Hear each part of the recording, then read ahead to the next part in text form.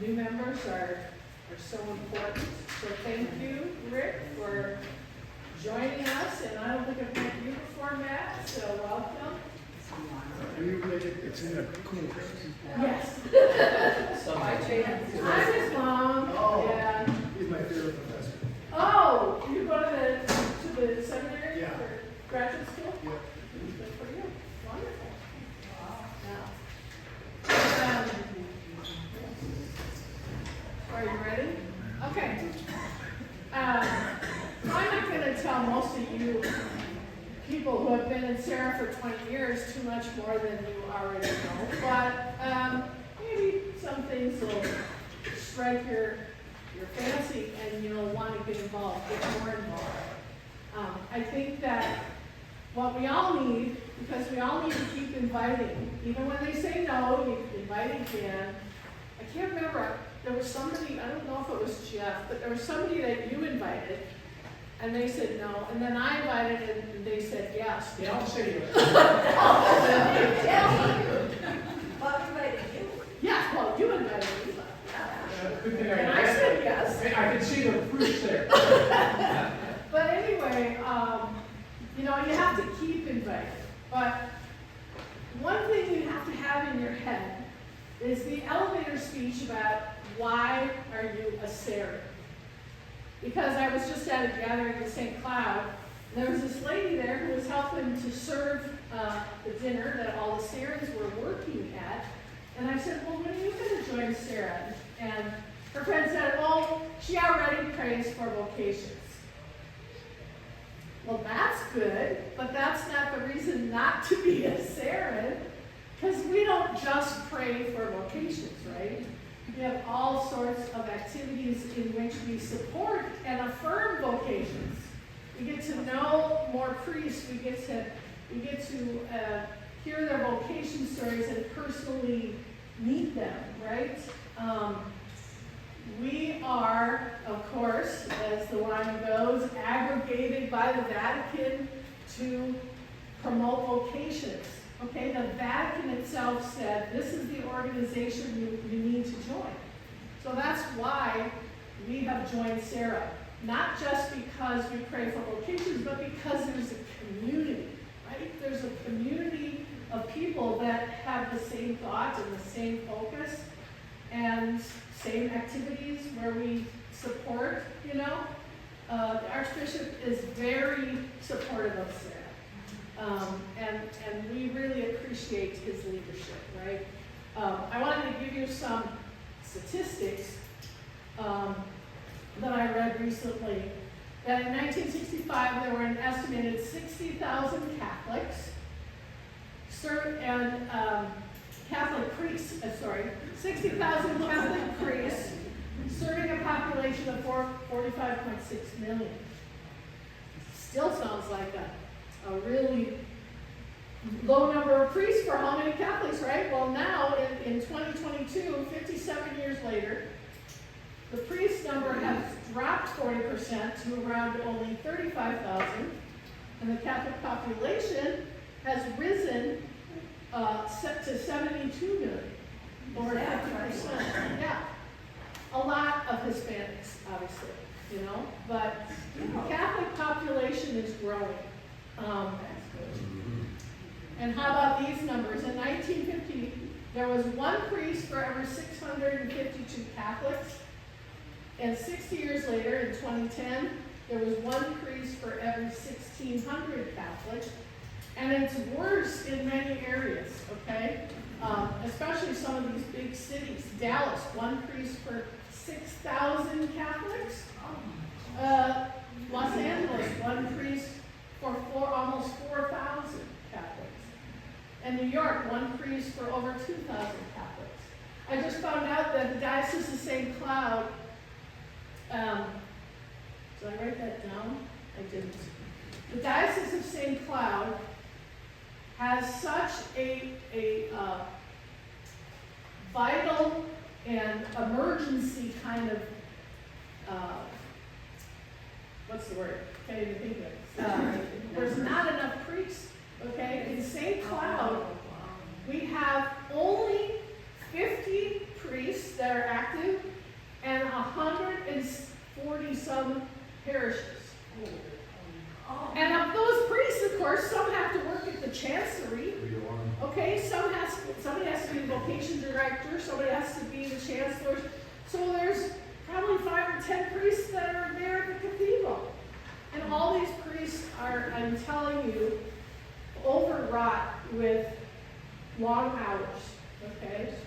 And when you talk to some of them, it's really hard for them to say, yeah, I'm really happy, because it's a really tough thing. This diocese of St. Cloud goes from Elk River all the way to the border. And so it's really spread out. So having a community for these priests to be able to be in fellowship with fellow priests is hard. So I went on the USCCB website, and they, of course, talk about Serra. And they also had their own thing that they were trying to promote vocations on their own website.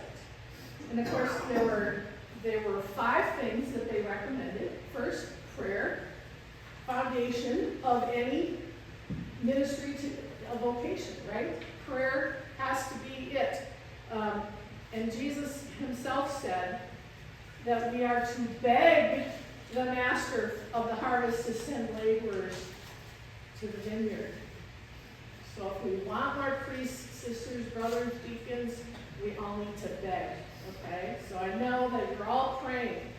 Secondly, we need to teach young people how to pray. That's not being done enough. They don't know how to pray, okay? Pope Benedict the 16th said that unless we teach our youth how to pray, they will never hear God calling them into a deeper relationship with Him and into discipleship in the church. That's where we grandparents can come in, okay? Most of us already are at that age where we're grandparents. We need to show them, our grandchildren, how to pray. We need to maybe pay for some Catholic school. We need to take them to Mass. But don't pester, okay? Invite. That's all you can do. The other thing you can do is support other youth. Support your youth minister. If they need help, ask the youth minister, can I volunteer? Can I help out? And then support families in educating their children. You can buy really good Catholic books for your grandchildren. You can give them good movies about saints and things like that. Third thing, and this is what we do as Serrans already, so as from going out from Serra to our parishes, we need to teach other people to do this in the parish too. Invite active young adults and teens to consider a vocation. A simple, sincere comment should not be underestimated. So many of these priests, when they talk about their vocation story, will say it wasn't just their parents, it wasn't just their priest, it was a parishioner who said, I see in you the qualities that would make a good priest. Have you ever thought about it? On the USCCB, that's what they tell you to do. I see in you. Okay? 4 letters. I see in you. It's not, it's kind of a positive comment. It's an invitation. I see in you the qualities that would make a good priest. And so we want to be out there in a non-invasive way, inviting them to consider, and God will do the rest. There's been some things in the news that I've seen about the Call by Name program. So how many of you know what the Call by Name program is? Some are shaking their heads. Okay. It was developed by Serra International. It's on the Spark website. Anything that you do, especially as new Serrans, you need to go to that Spark website, S-P-A-R-K. Stands for something, I forgot what it was. You know what it stands for? Can't remember. But it has all these activities that have been proven to work from Serra, that Serra clubs have developed. The Call by Name program is actually, when you go to the full website, Call by Name is the second one. on the list. A lot of bishops are getting into this program, and so I read an article in June by Catholic World Report that reported that the Archdiocese of New York received the names of 260 young men after they began using the Call by Name program. So what that is it's on a given Sunday or Sundays, let's say 2 Sundays in a row, you print up little cards that say, I think this person, or you can put your own name down, okay? I might be thinking of a vocation, or this person, this young person in our parish, I think would be a good candidate.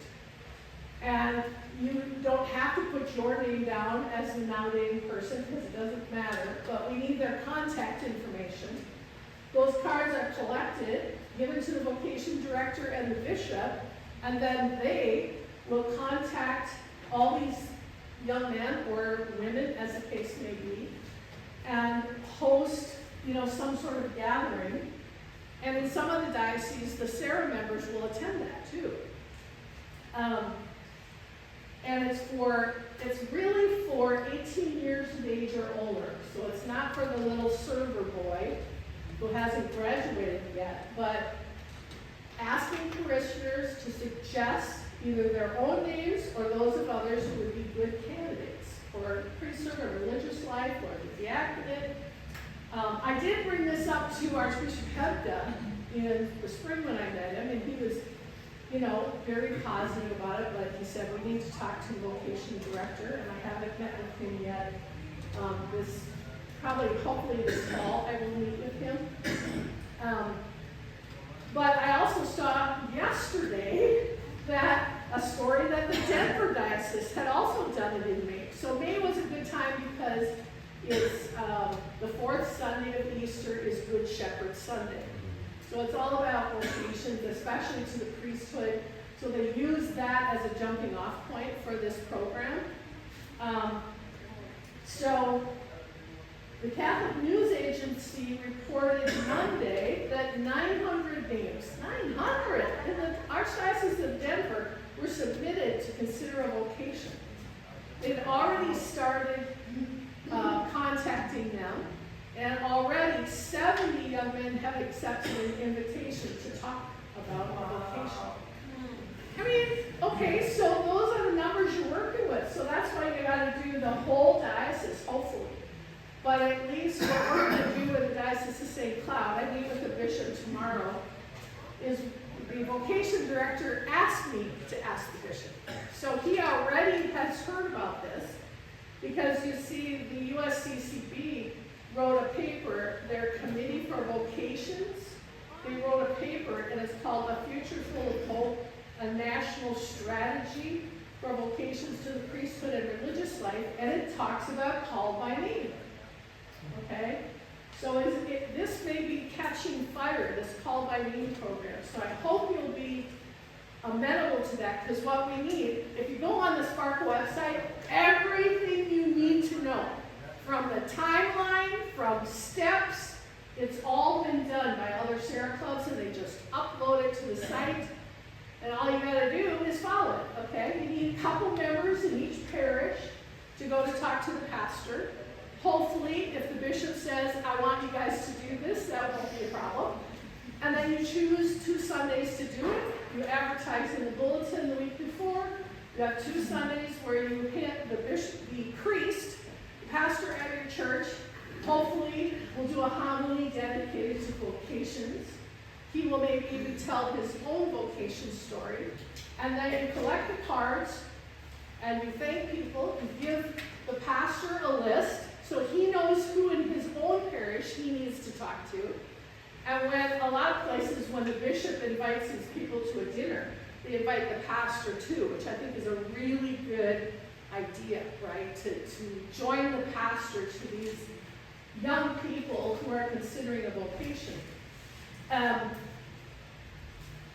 So the next thing is to make a vocation attractive. So to show the priesthood and religious life that it's a call to be a spiritual father and a spiritual mother to the community of faith. The challenge then for our priests and religious is to be joyful and to say, this is the best life I could have imagined. My granddaughter, Koop, is entering the handmaids next Sunday. And just the preparation to try to enter the handmaids is a long journey. And she's been discerning for a long time. She's 23. But she shared with me that she was struggling because she really wanted to be a mother. And so that's something that all men and women will struggle with. I wanted to be a parent, I wanted to have my own kids. And in her prayer, Jesus said to her, you may not have any children that look like you, but they will look like me. Wow. So isn't that awesome? Yeah. That was a confirmation for her. Oh, That was a confirmation. And one of the charisms of the handmaids is to be spiritual mothers. And so she's known the handmaids since she was this tall, because Father Adam's very involved with them, and we've been close with Mother Mary Claire, but so just inviting them over, okay? Invite the handmaids for dinner. They're mendicants. They only eat what they're given or from money that is donated. They do not, demand salaries or anything, so whatever they're given, that's what they eat. So have them over for dinner. They'll come 2 or 3 or 4, something like that. They have a house now right on Summit Avenue. So anyway, invite your pastor. When's the last time you had a home-cooked meal, whatever? And have it, when your grandkids are around. Oh, let's have Father come too, so that they can see that they're normal people. So I guess I'm just encouraging you to share your passion in your own passion. Vocations are down. We all know that. And even at St. Rita's, where a number of us have gone for many years, where I belonged, the only vocation from that parish is my son's vocation. One vocation in over 60 years. We have to change that. We have to get more vocations. Because the Lord is calling them. The Lord is calling them. So that's all I was going to say. I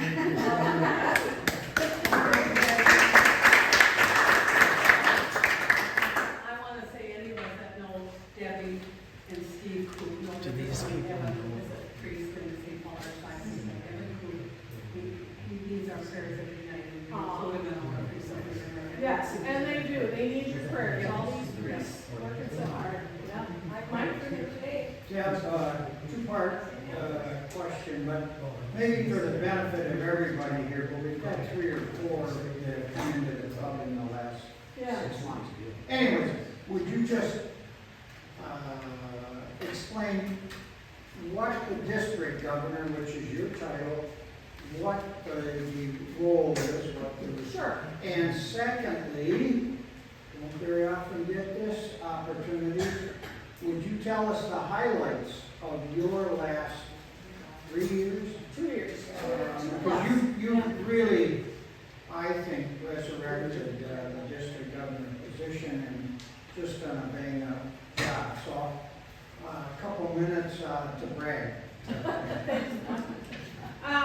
So the district governor, in the way Serra is set up in the United States, there are clubs, there are districts, there are regions, and they all have a Serra volunteer leader. So my district is the Archdiocese, 6 clubs, okay, in the Archdiocese. And then it's also St. Cloud, Duluth, and Crookston, so the northern half of the United States, or of Minnesota. And each of those dioceses only has 1 club. So I have 9 clubs. There is a district governor just for Winona Diocese. I don't know why she only gets to have 5. And then New Ulm currently does not have a Serra club. So that's my territory. I'm supposed to meet with the bishop once a year. And I have come to organize a number of district-wide events, mostly for the Twin Cities. The people from Crookston, Duluth, for sure, rarely come, and every once in a while, somebody from St. Cloud will come. So I organize and help Kathy Hearn, who's from Mankato. She's not only the district governor for Mankato, but she's also the regional governor, or regional director. And so we together have been planning the November gathering. So it's a regional conference for all Serrans to come to the retreat center in Buffalo, Minnesota. November 21st to the 23rd is the retreat. But the regional conference starts at 9:30, goes till about 4:30, and then we have some fellowship, we have dinner there, and then we stay for the retreat. And this year we're going to have a monk from St. John's is going to do our retreat, Father Eric Hollis. He's a wonderful retreat master, and you're going to love him. He's got a great sense of humor, and he's really... Huh? He does a weekly column. Yeah, he has a weekly blog on the blog spot. What is it called? Monk's Chronicle. Yes, Monk's Chronicle. So you can look that up, see his musings once a week. So anyway, we've planned that. We're going to have the president of US Serra will be attending and speaking to us, and Dr. Ann Rote. She's wonderful to listen to. And then we have Dr. Paul Ruff from the seminary, who's going to talk to us about what the counseling does for the seminarians at the seminary, how we involve them all, and there's a culture there now of, you know what, I'm not embarrassed, I'm going to see the counselor. Everybody goes to the counselor, almost everybody. So it's become a culture of working on my own stuff, right? And they're human people just like us. They have wounds, they have preconceived ideas, whatever. So he's going to tell us a lot about what they do there at the seminary. What else do I do? I have helped organize, kind of get it going, the ball going for the Nipro Serra Feast Day, that we all come, at least in the Twin Cities. And Wright County is in Buffalo, so they don't come to too many of our things. And there's a number of other things. I think the best part about being district governor is, first of all, meeting the Serrans, because I'm supposed to visit every club once a year. And getting to know them has been wonderful. They work hard. Even I've gotten to know the people up in Crookston. She sends me emails, and I visit they have their meeting on Zoom, because Crookston, they all live far apart. And so I can just zoom in on their meeting. I don't have to drive up there. So they're a growing club. They're really doing a lot of great stuff. And Bishop Cousins is obviously very supportive of Serra up there. I think Duluth is kind of stagnating right now, so Duluth can use a little bit of oomph behind them. They need some new members. St. Cloud has grown like I can't tell you.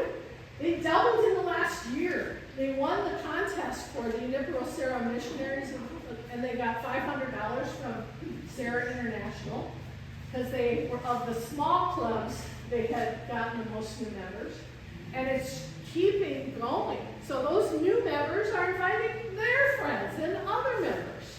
So that's exciting. Are you a large club now? Yes, we are. I think we have at least 40, 45 members now, and the small clubs are 25 and under, which means, I mean, you have to have 25 to charter your club. So if they're below 25, they really are stagnating. Okay, a club below 25 can't do a whole lot. There's not enough people. So I'm so pleased that there's new members here. It's just great to see the new energy. That is the first thing I like about being district governor. The second, and I'm an extrovert, duh.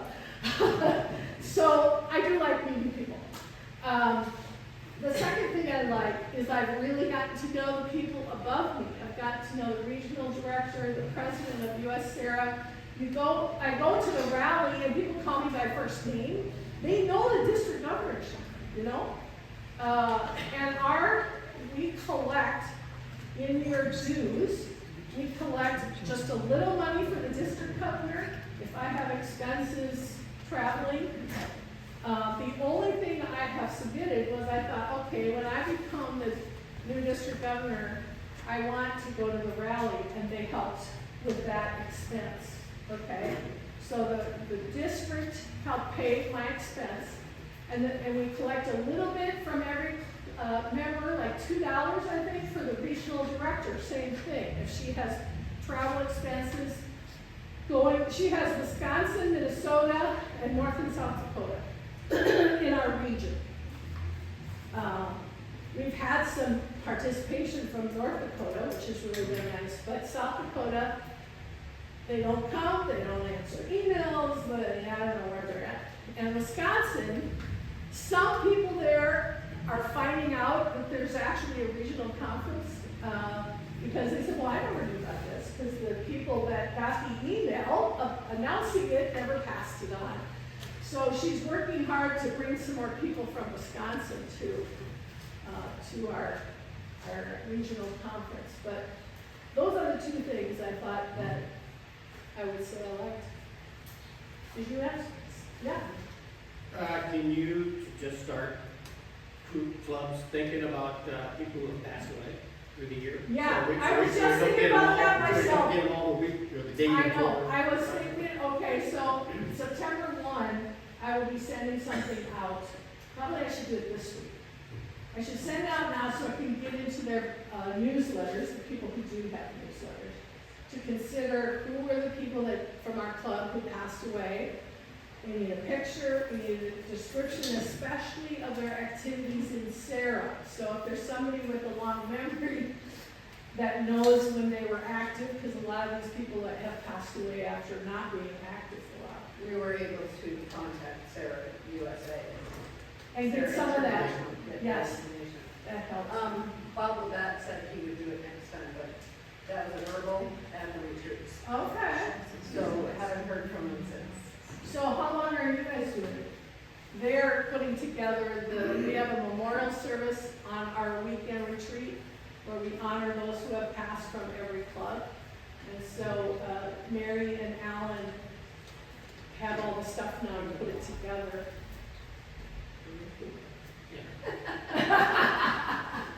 I didn't know if we passed it on yet. No, we still got it. No, I know we wanted you to do it for 2 years, I knew that for sure, so. Okay. I think it would be up to you to contact Bob and just say, okay, do you want to take this over next year? Let's work together, so we show you what we do, whatever. In regards to your district governor role, Huh? does your chauffeur get a stipend too? Steve, he has come with me normally, and normally he would have been here. But I'm staying overnight because I have another thing tomorrow morning, so we would have had to drive 2 cars, and I just said, no, that's fine. But anyway, no, Steve doesn't get anything, but I do like the company. So, Somebody asked why you're a Serra. yeah. There's a huge article on Dick Clements. Oh, I know, I read that. That's here. He was one of the founders of the Midway Serra Club. He'll turn 101 next Now, month. read that article in the current Catholic Spirit. He was the founder of Of the Midway Serra Club. One of the, it was a charter. Charter member, okay. So I'm Charter member, and, yeah.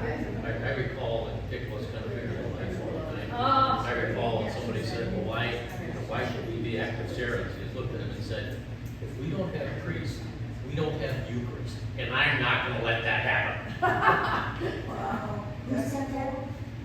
That was his Dick Dick Clements. Clements when he was at the Serra Club at Midway.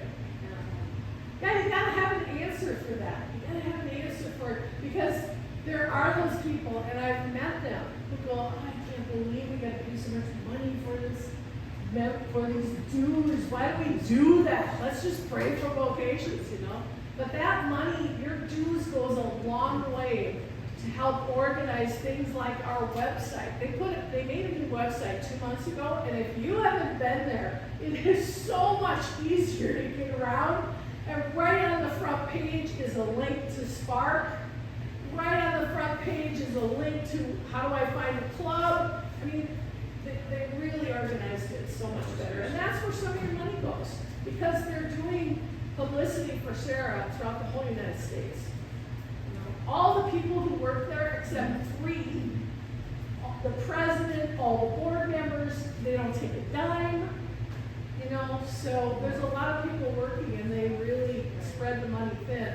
They make, they print up things about Serra. These cards probably came from them, or Deanna Vocations. There's working with them very closely, but that's where your news goes. Another benefit is spiritual benefits. Now, in that St. Paul newsletter, we try to list. You each do. month. You're the only one who does that, I think. Yeah. We try to list where the, She's talking about the spiritual benefits of being a Serran, because if you want some indulgences, which the church still does give out, okay? You can pray for someone who has died and offer that for them, okay? And when you're a member of Serra, you get an indulgence the day you join Serra. Did you know that? You knew that, did you, Rick? Okay, so see, and of course the usual things you have to do: go to mass, go to confession, and pray for the Pope, right? So there's a lot, and they list them in our newsletter, in this one anyway. They list all the feast days in which you get an indulgence by going to mass and confession within a few days. So that's pretty cool. I think it's pretty cool. Yeah.